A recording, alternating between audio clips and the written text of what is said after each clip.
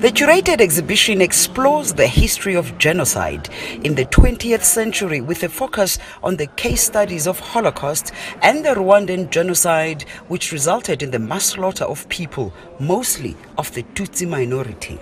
We decided to focus on two main case studies. One, the Holocaust, that was during, of course, the Second World War, where many nations were involved and many were impacted by genocide or other atrocities and crimes against humanity.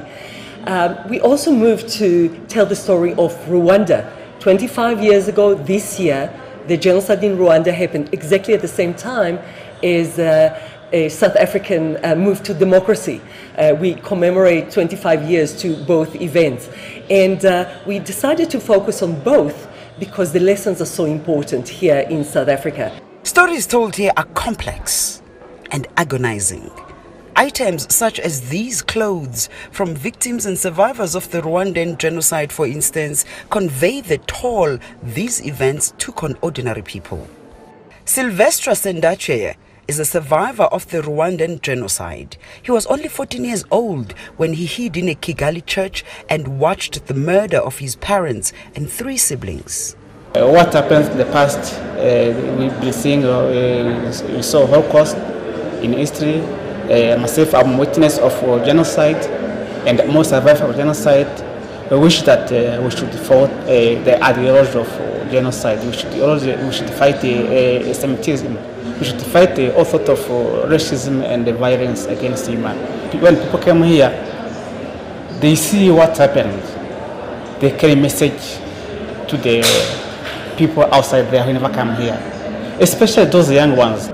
The story of SENDACYEYE and that of Holocaust survivor Don Kraus are part of the permanent exhibition here.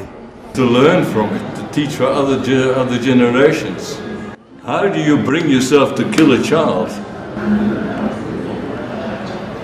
That is the lesson. Never mind what anybody says.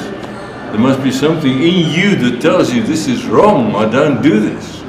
The center director says the center will also feature temporary exhibitions on other genocidal acts, such as the ethnic cleansing in Bosnia in the 1990s, the war in Sudan's Darfur region, and others.